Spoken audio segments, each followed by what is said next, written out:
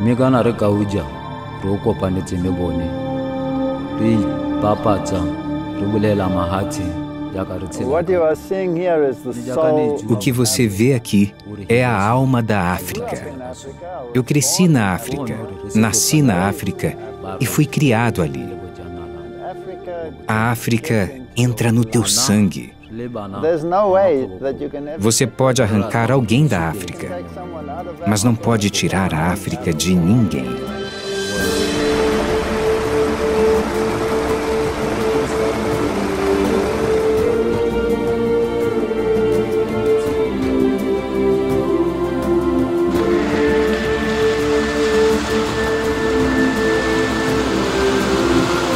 Boca itumedisa aloke ngasala seremoni.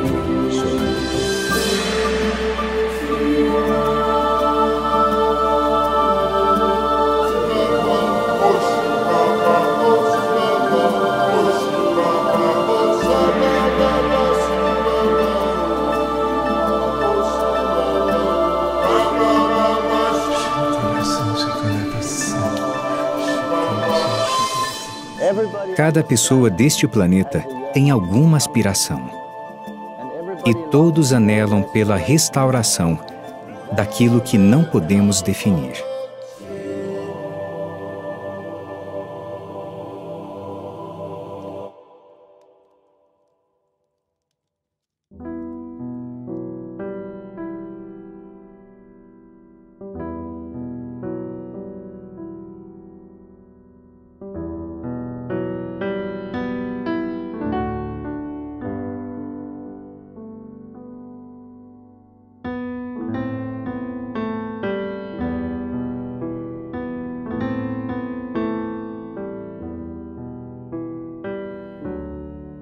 Portanto, eu cresci nesta terra. Eu era um evolucionista. Não cria em Deus.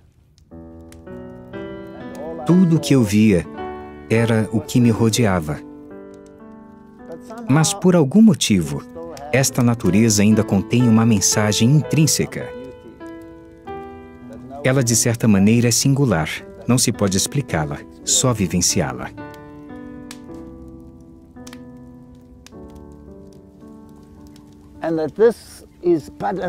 Mas quando você sabe que isso não é nada, a não ser um restinho do que uma vez foi, sim, então alguma coisa surge na alma que um ateu nunca poderá entender. Eu sempre pensava, você está aqui, você já passou, você é história. Mas existe outra coisa. Existe a esperança por algo maior, algo melhor, algo mais lindo que isso? E você pode imaginar, com os ruídos que o cercam, como isso tem que ser? Simplesmente fenomenal.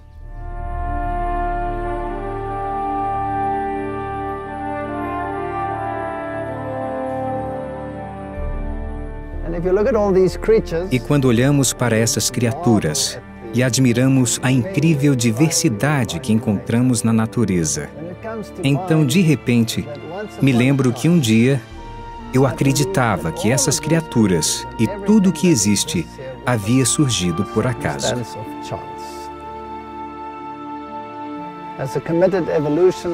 Ter sido um evolucionista convicto, ter lecionado a teoria da evolução.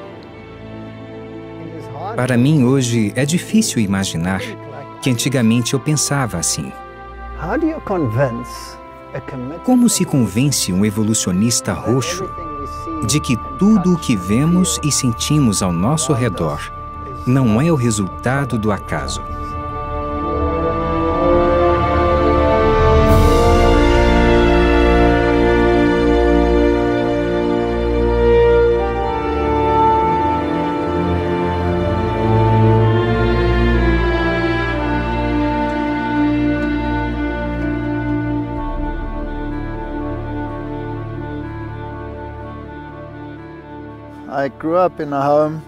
Eu fui criado em um lar onde havia duas religiões.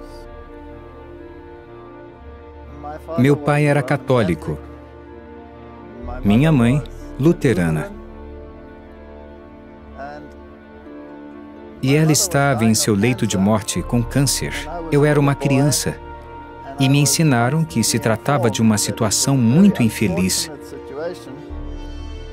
já que, por ela ter a religião errada, estava condenada ao fogo eterno. Bem, isso fez com que eu voltasse as costas a Deus. Eu rejeitei a Deus completamente e, com 10 anos, eu já era um ateu convicto.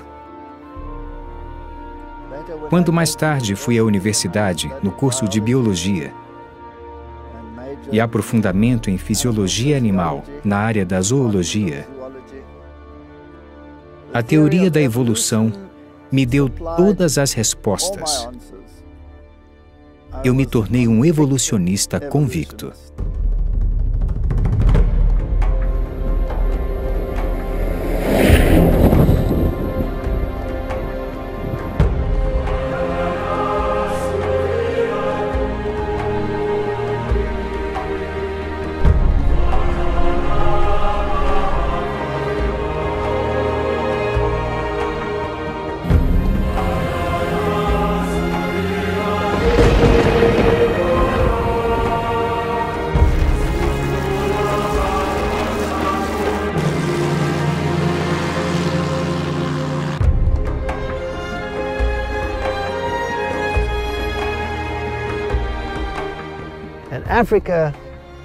A África é uma terra onde teu coração pulsa como em nenhum outro lugar do mundo.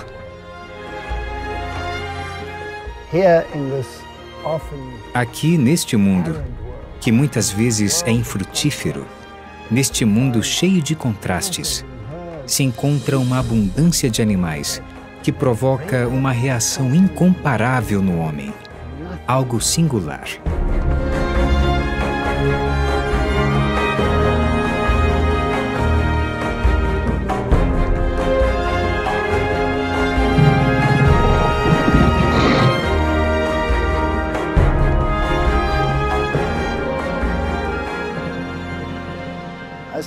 Eu comecei como darwinista, que cria no gradualismo, porque quase todos do corpo docente da universidade na qual eu estudava, a Universidade de Stellenbosch, eram darwinistas convictos e criam em uma evolução de milhões de anos, que era movida a mutações aleatórias no decorrer de muitas eras e que, finalmente, foi ordenada por seleção natural. Eu participava de muitas excursões, e nelas, basicamente, predominavam duas opiniões.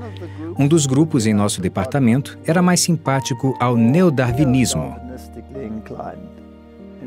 Ou seja, eles criam em um tal de equilíbrio inconstante, pontual.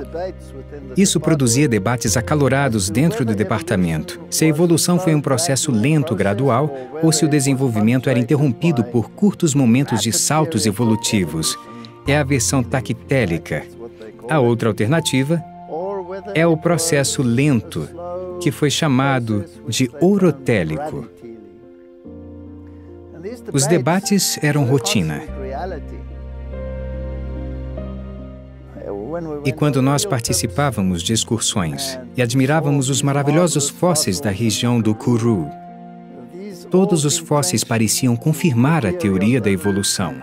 Mas exatamente qual método a evolução usou não era claro.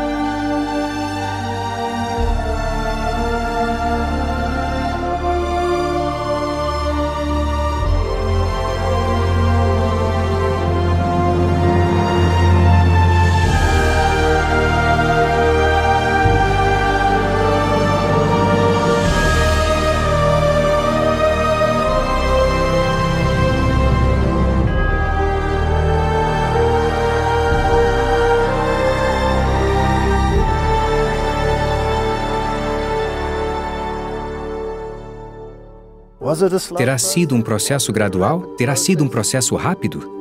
Bem, por que a ideia de um processo rápido afinal surgiu?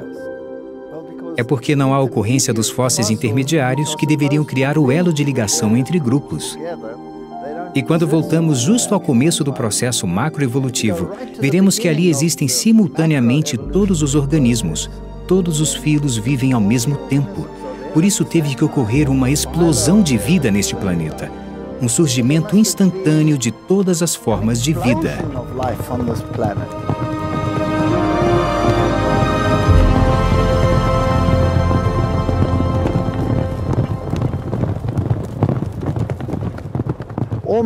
Um surgimento quase instantâneo de todas as formas de vida. Agora, isto não se encaixa no modelo gradualista, de progresso lento, que deixaria uma grande cadeia de evidências de registro arqueológico.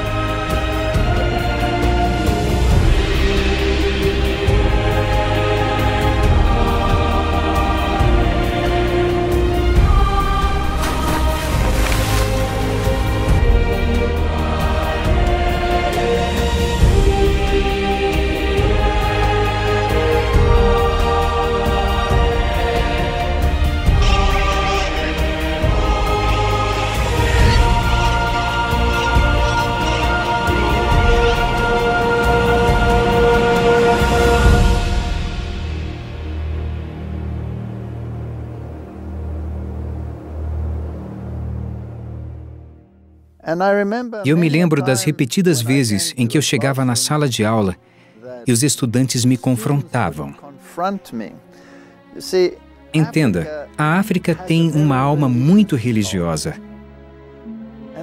E existem muitas pessoas que creem que Deus criou o universo em toda a sua pluralidade e beleza.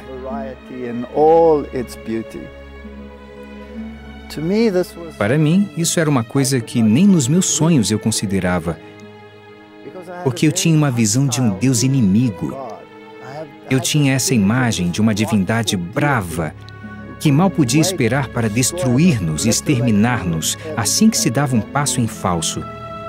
Especialmente um Deus que dizia: opa, escolheu a religião errada? Vai para o inferno para toda a eternidade, para que você fique lá queimando e eu vou te fulminar. Eu não tinha lugar para um Deus assim.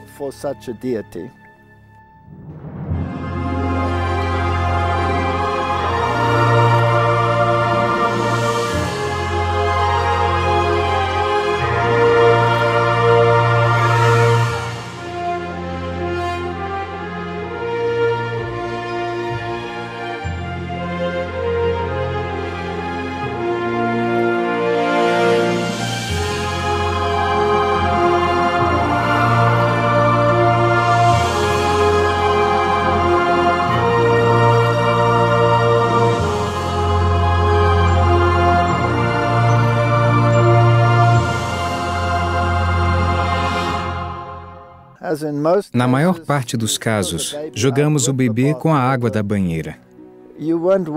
Não estamos dispostos a ponderar os vários aspectos desse Deus, da mesma forma que estávamos dispostos a considerar os aspectos da teoria da evolução. Eu me lembro da aula que eu dei a estudantes de medicina do primeiro ano. Você sabe, estudantes de medicina são escolhidos com base em suas aptidões. Você não consegue uma vaga na faculdade de medicina se não for um aluno de primeira. Tem que ser muito talentoso para ser admitido. E imaginar que essas pessoas brilhantes criam em um Deus vivo. Eu não conseguia acreditar nisso, nem nos meus piores pesadelos. Eu fiz uma palestra sobre os rins. E, claro, descrevi a estrutura do rim, que deveras é um órgão incrível por seus corpúsculos renais, sua alça de Henle, todas essas estruturas que são tão complexas e complicadas que você fica perplexo se tentar imaginar como a evolução poderia ter criado algo assim. Mas eu teria tentado argumentar com uma cadeia lógica até que chegássemos a um rim de um mamífero.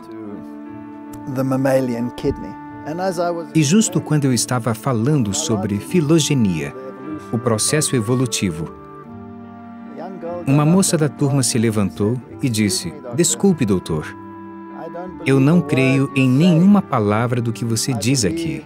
Eu creio que Deus é quem criou o rim."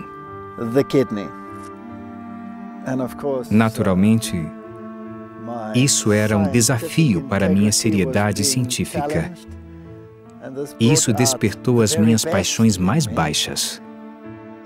Por isso, eu comecei a tirar sarro dessa moça, até que ela se reduzisse a um punhado de lágrimas. Quando eu voltei a meu escritório, comecei a refletir sobre mim mesmo e pensei: isso não foi nada gentil da minha parte. Mas ela tocou em um ponto sensível meu. Eu me perguntava se eu tinha ido longe demais em minha reação.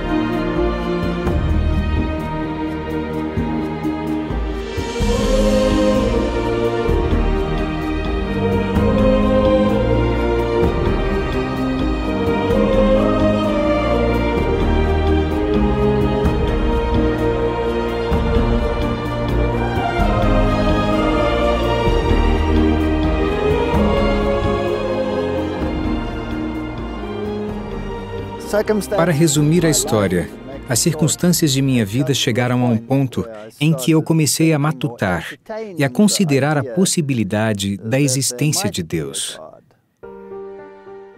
Sabe, para mim a Bíblia era um livro cheio de mitos, um livro de histórias velhas, que eram contadas por homens velhos, que usavam sua imaginação para detalhar as histórias bíblicas. Mas quanto mais você estuda isso, mais complicado fica. E a Bíblia não é somente um livro que alega ter fatos históricos sobre a origem, a história e a era de Abraão, bem como do povo de Israel e das guerras entre povos, e um livro que mencionou reis. Aliás, nesse patamar, a Bíblia foi desafiada muitas vezes. Mas a elite dos arqueólogos parece confirmar continuamente e invariavelmente o que a Bíblia tem a dizer. No que se refere à profecia, isso já são outros 500. Profecia é história que foi escrita antes de acontecer. E quando você olha para o livro de Daniel, ele descreve os reinos do mundo até o nosso tempo. A alta crítica diria: desculpe, isso deve ter sido escrito depois do evento. E mesmo os acadêmicos modernos dirão: bem, este livro é no máximo do 2º século. Mas ainda assim, mesmo se eles optarem pelo 2º século antes de Cristo, eles estarão em uma grande enrascada, porque os últimos acontecimentos certamente se passaram bem depois disso. Mas o livro está escrito em aramaico e o livro é escrito em hebraico. E encontraram trechinhos do aramaico, e o aramaico vem do período persa. Em outras palavras, o dialeto que foi usado aqui vem da era persa. Isso confirma que o livro data aproximadamente do ano 600 a.C. É incrível que toda a história do mundo tenha sido escrita com antecedência. E o que dizer dos detalhes no 7º capítulo de Daniel? Eles me deixaram boquiaberto, especialmente com o transfundo religioso que eu tinha. Ali, os poderes que atuarão nos últimos dias são descritos com detalhes tão coloridos que os reformadores se constrangeram a fundamentar toda a sua teologia sobre essas profecias incontestáveis. Eu me lembro como eu fui à biblioteca universitária para encontrar alguma prova de que tudo isso era resultado da inventividade de um gênio.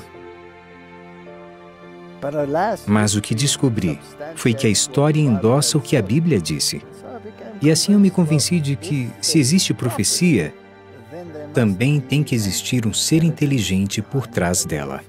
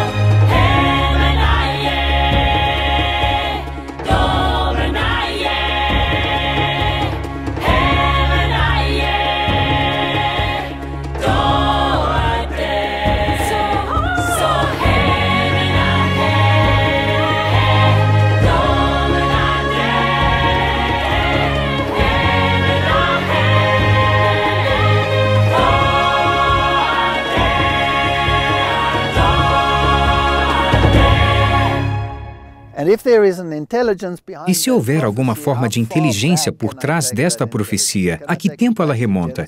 Eu posso traçá-la de volta até o primeiro capítulo de Gênesis? Assim, o estudo do primeiro livro de Gênesis começou a me fascinar. Eu me ocupava, sobretudo, com o aspecto genético da evolução, porque isso era o ponto central da discórdia.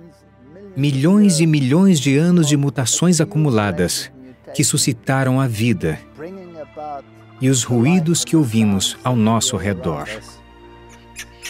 Um passarinho faladeiro aqui, o som cresce. Em todo caso, você percebe, na evolução, a seleção natural não poderia acontecer no patamar do genótipo. Tudo o que acontece no nível genético tem que surgir por acaso, porque a seleção natural só pode lidar com a realidade. Este toco é uma realidade. Como ele surgiu? Um animal é real, mas os genes só são as letras que formam a história em um livro. E até que elas sejam convertidas em realidade, a seleção natural não pode se apegar a ela e decidir qual delas é mais adequada e qual menos adequada. Por isso, tudo atua ao nível do genótipo, baseado em coincidências. Qual é a probabilidade de um gene ter sido montado por mera coincidência? É claro, tenho aqui um hóspede que vem me visitar. Portanto, se tudo rola no patamar genético, como os primeiros genes surgiram? Bem, as moléculas teriam se juntado e formado esta macromolécula de DNA sem enzimas, que estavam codificadas no primeiro segmento de DNA. Assim, o que surgiu primeiro, o ovo ou a galinha? Será que primeiro havia as enzimas e depois o DNA? Afinal, não pode haver enzimas se elas estão codificadas no DNA. E quais são as probabilidades? São ínfimas, muito pequenas. Os números são tão imensos que podemos dizer que a proporção de uma partícula para todo o universo reflete a probabilidade do surgimento de um único gene. E onde entram os milhões e milhões de genes que teriam que ter sido formados por pura sorte? E depois eles teriam que ser manipulados e modificados por mutações para gerar toda esta diversidade que vemos ao nosso redor. O que você acha de atravessar esse rio? Péssima ideia. Por quê? Porque ele é muito fundo, muito mais fundo do que meu filtro de ar. E se ele sugar água na travessia do rio, meu motor vai literalmente para o brejo.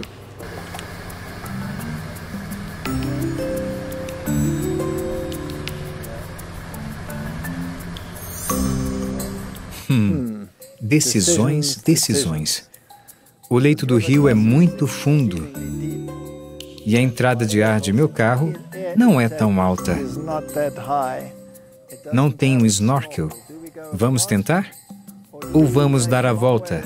110 quilômetros de estrada de areia. Não faz nada bem para o motor essas estradas ruins. Onde poderíamos atolar? Talvez mais de uma vez? O que fazer? Aqui está o André, otimista como sempre. Olha, eu não acho que o seguro vai pagar isso. Isso vai complicar nossa vida, hein?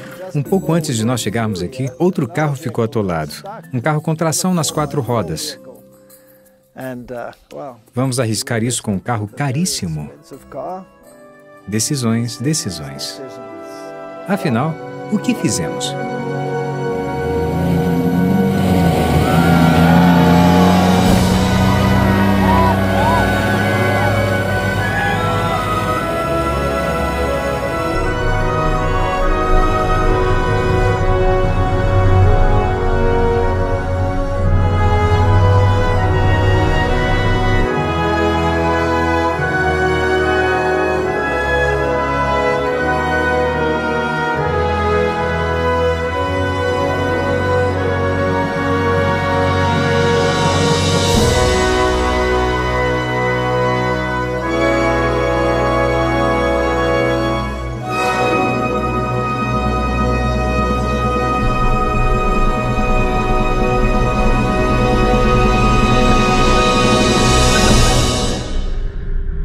Existem essas pequenas galinhas, os calaus.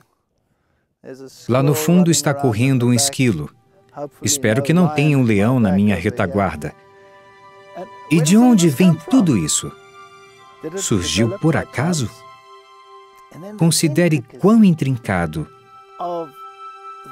é o processo reprodutor. Na minha opinião, os estudantes têm que ficar ralando para entender nada mais que os fundamentos deste mecanismo.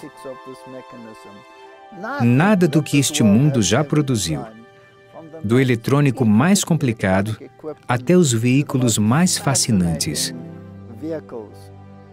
Nada chega perto da sofisticação que encontramos, digamos, na replicação genética.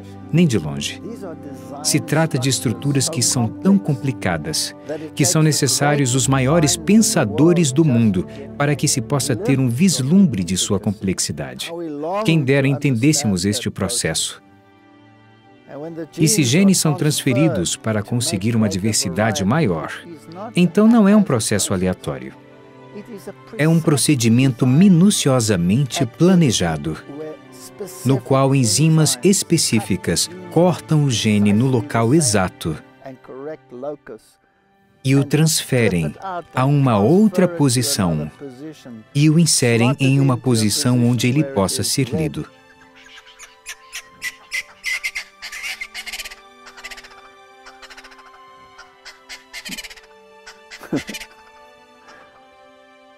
Obrigado pelo comentário. Eu concordo. Como é que pode?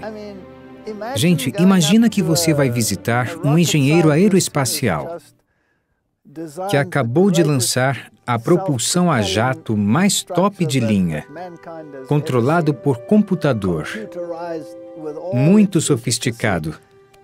E você chega e diz, bem, é um maravilhoso caso de sorte que essa máquina tenha surgido. Ele acharia que você está louco. E é exatamente disso que estamos falando aqui. Mas não se trata de um só caso isolado, mas vez após vez, é improvável que isso aconteça. Improvável é a palavra errada. Deveríamos multiplicar a palavra por 1 bilhão para podermos dizer que isso surgiu por acaso.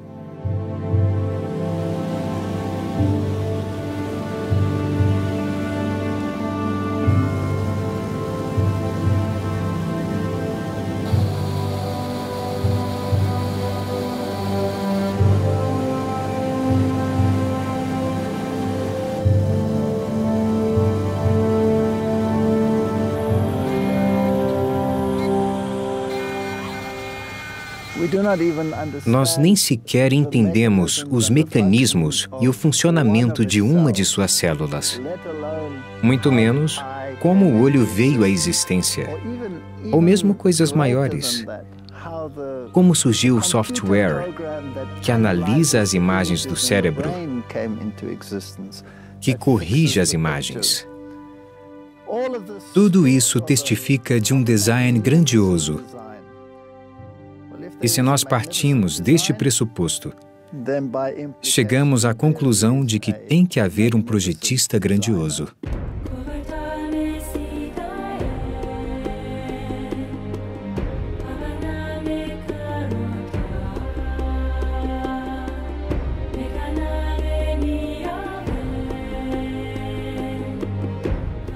Foi assim que eu cheguei à conclusão de que há um grande projetista. Em nossa universidade, tivemos um fórum sobre a evolução. Nesta ocasião, eu fiz uma lista com mais ou menos 10 perguntas que pareciam impor um grande desafio para a noção geral da evolução. E as escrevi uma atrás da outra na lousa. O resultado foi fenomenal. Meus colegas ficaram tão irritados, tão bravos.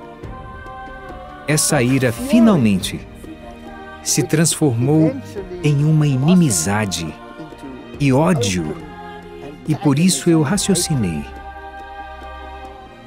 Evolução não é somente um assunto de debate científico. É uma religião.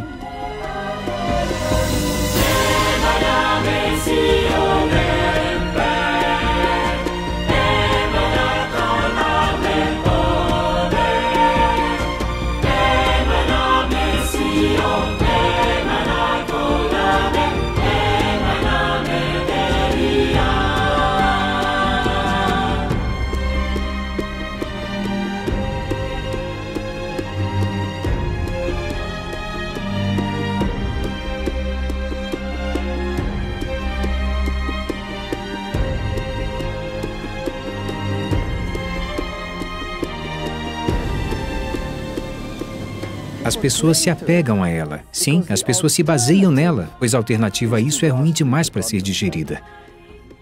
A alternativa da qual estamos falando, naturalmente, é Deus. Pois se você tem uma visão de Deus do jeito que eu tinha, então a evolução é uma forma muito mais agradável de lidar com a realidade que ter que se deparar face a face com esse Deus. Especialmente se a noção que tiver de Deus for baseada em ódio e rancor.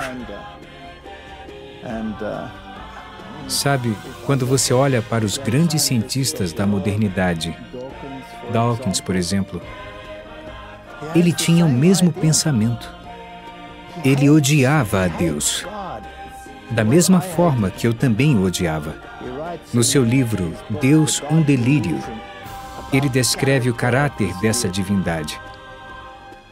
E isso me faz concluir que tanto ele como eu não tínhamos nenhum amor pelo caráter desse Deus. Não fazíamos nem ideia dele.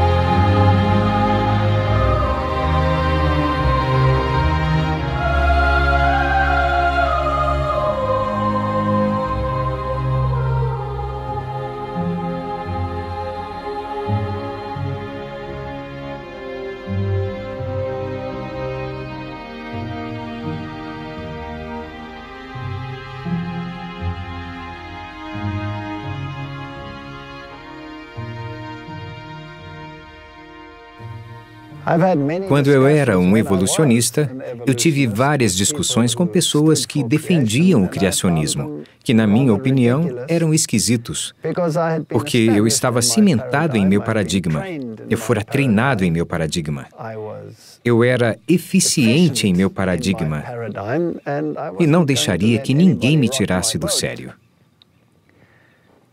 Então, como aconteceu que eu viesse a considerar a ideia de que tudo o que vemos não é um produto do acaso? Bem, claro, se a ciência não te convence, tem que haver outros meios. Um dos grandes fatores que mudou minha forma de pensar foi a profecia. A profecia é incrível. Profecia é história escrita com antecedência. Quando eu estudei as grandes delineações proféticas, particularmente em se tratando da batalha entre os sistemas religiosos neste planeta, cheguei à conclusão de que se a palavra profética é tão exata, especialmente a palavra profética, lidando com o ministério de Jesus Cristo, por exemplo, concluí que talvez o resto da Bíblia não fosse assim tão ridículo. Entrei em contato com pessoas que eram muito versadas em profecia bíblica e tentei convencer-me de que essas coisas não eram reais. Eu ia à biblioteca da faculdade e conferia o que aprendi e, em algum momento, descobri, para meu pesar, que a profecia e o registro histórico estavam em perfeita harmonia. Entretanto, o salto entre profecia e a aceitação de uma criação literal é deveras substancial. E como se atravessa esse grande abismo? Agora, obviamente, se você acredita na teoria da evolução, então tudo tem milhões e milhões e milhões de anos. E a Bíblia diz: em 6 dias criou Deus os céus, a terra, o mar e tudo que neles há. 6 dias e milhões de anos, com certeza, não são compatíveis. No princípio, Deus criou os céus e a terra.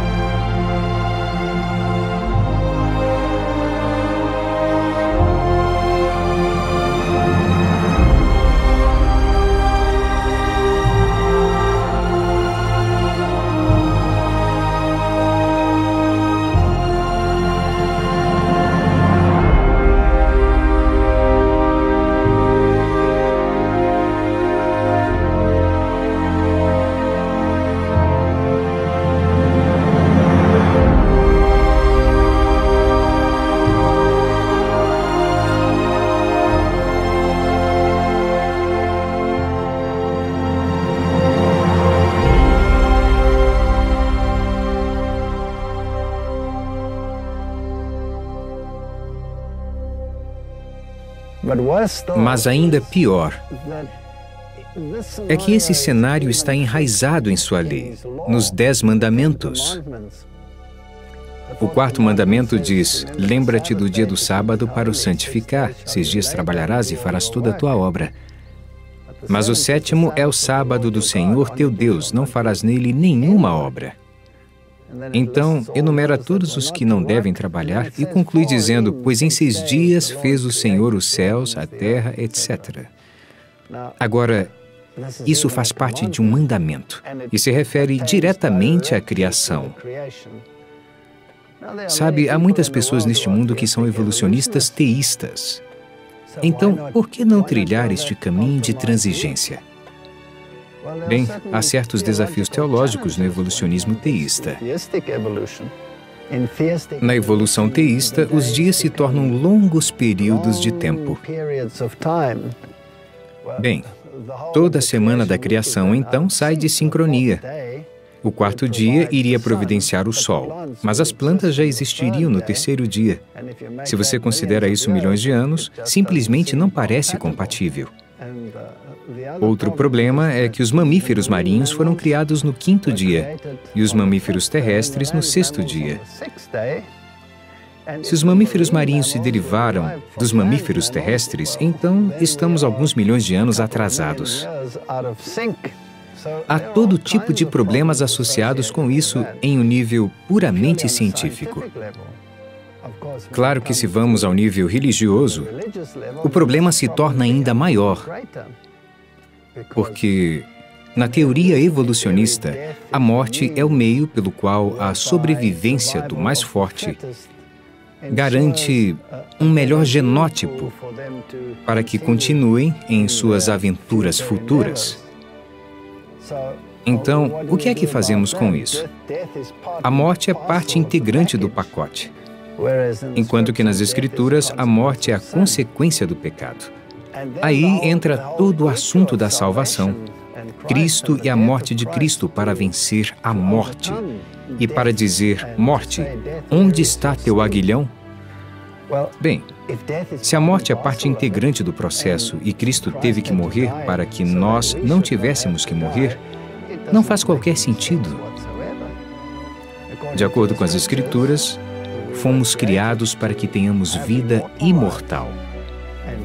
A morte é uma consequência do pecado, e a salvação em Cristo é a solução para o problema do pecado.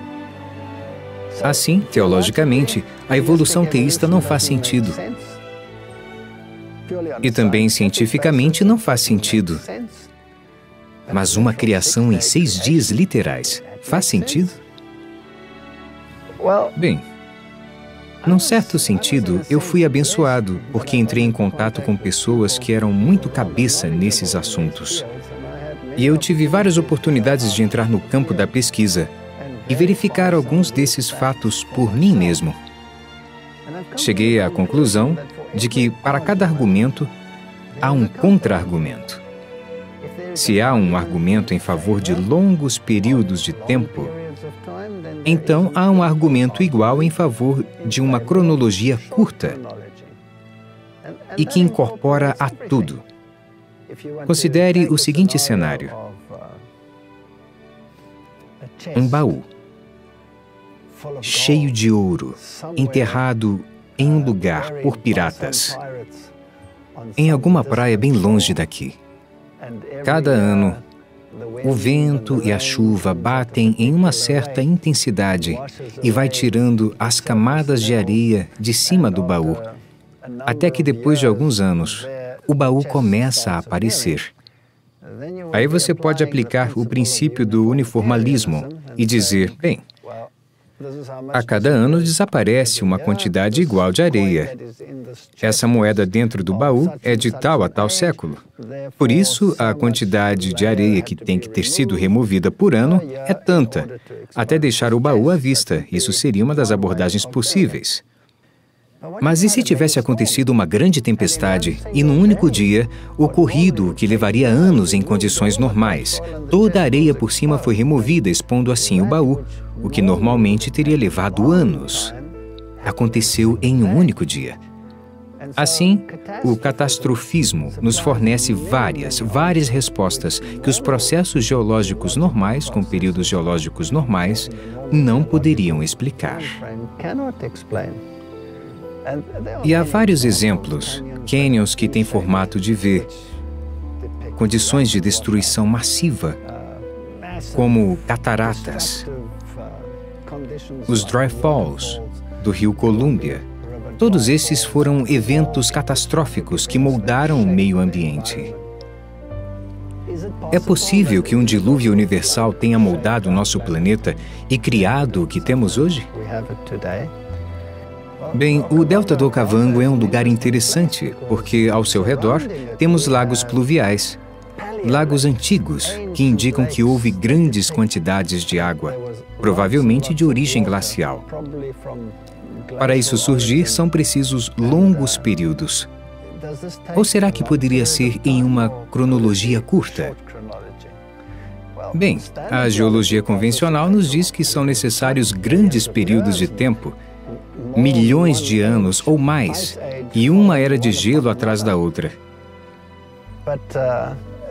Mas você poderia fazer o mesmo em uma cronologia rápida, porque se você tomar as geleiras modernas, o jeito e a velocidade que elas derretem nos dizem que a glaciação pode ser completada em poucas centenas de anos. Não tem que ser necessários milhões ou centenas de milhares de anos. Por isso digo, sempre haverá um argumento e um contra-argumento. Onde eu quero chegar hoje é: podemos enfrentar esse problema só com a ciência? Ou seria isso uma questão que transcende a ciência? Há um Deus? E se for o caso, qual é o caráter desse Deus? Bem, de acordo com as Escrituras, esse Deus se importou em se revelar. Revelou a si mesmo em uma pessoa particular. E essa pessoa é Jesus Cristo. Agora, se você lhe perguntar como é esse Deus, ele diz: já o tens visto. Eu e o Pai somos um. Se você me vê, viu também a meu Pai. Assim podemos ter uma ideia do caráter de Deus. Mas também reconhecemos que, neste caráter que vemos na face de Jesus Cristo, enxergamos também o outro lado de um massivo conflito, porque, afinal de contas, ele foi crucificado. Ele veio para o que era seu e os seus não o receberam. Portanto, temos esse cenário de um conflito entre duas forças. Assim, esse planeta ou é um acidente, ou é o palco de uma guerra nua entre o bem e o mal. E quanto mais eu olho para este planeta, quanto mais eu vejo o que está acontecendo nele, quanto mais estudamos história e vemos a crueldade do homem para com os outros homens, tanto mais chegamos à conclusão, ou pelo menos eu cheguei a essa conclusão, de que há um bem e um mal. E este conflito é claramente descrito nas Escrituras. A grande pergunta é: de que lado da equação eu estou?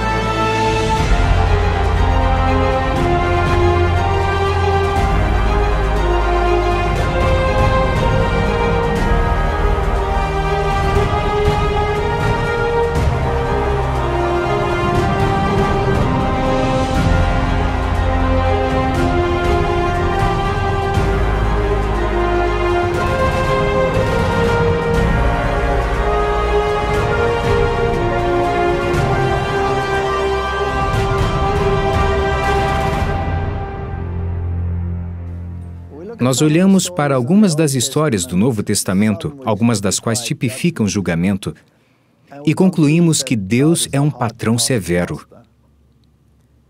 Mas o fato é que o mesmo que curava as pessoas,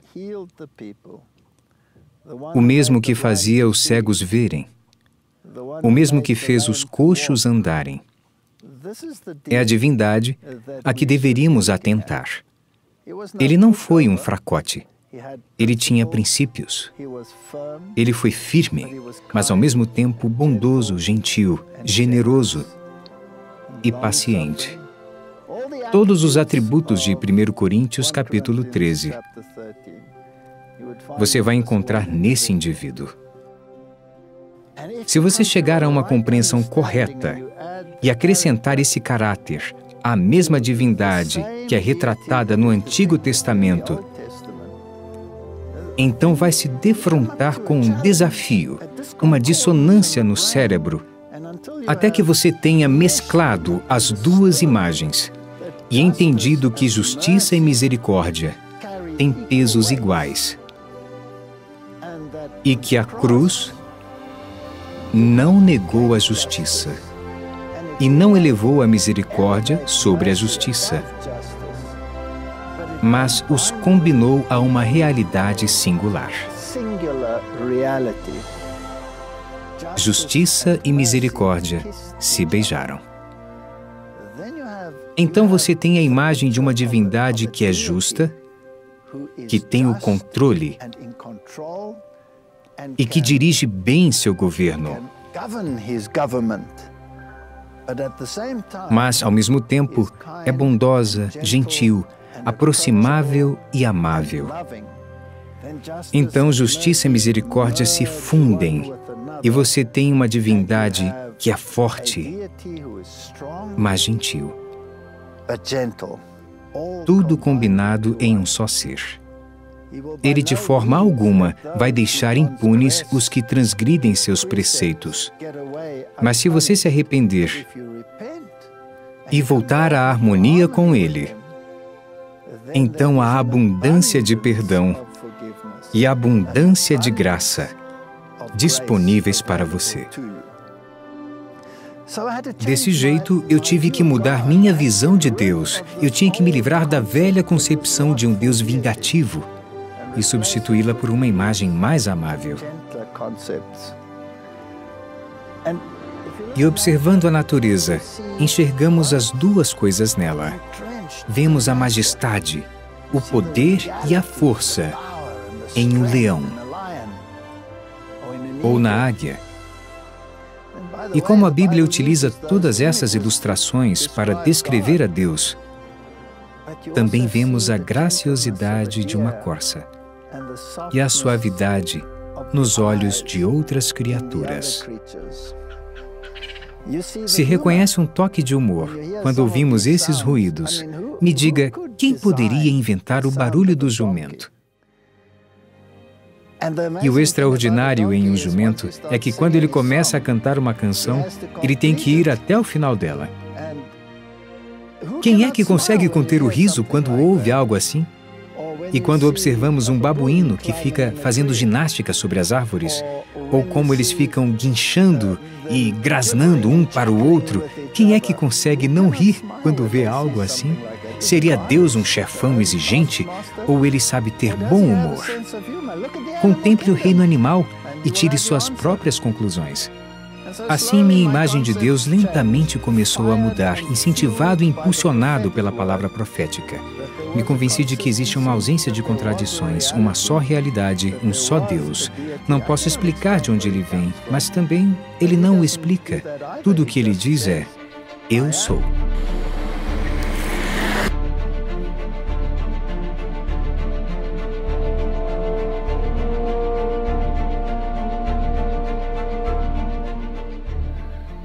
Às vezes eu tenho vontade de poder mostrar o rosto de Deus para as pessoas, como esse passarinho que está sentado ali em cima sobre o galho.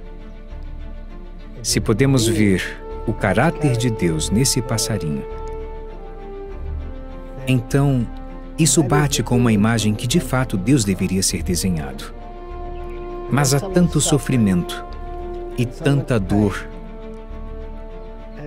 E que alívio seria saber que existe um Deus que se preocupa, não só com esse passarinho que está sentado sobre o galho cantarolando, mas com cada um de nós. Não seria maravilhoso se o mundo inteiro conhecesse a Deus?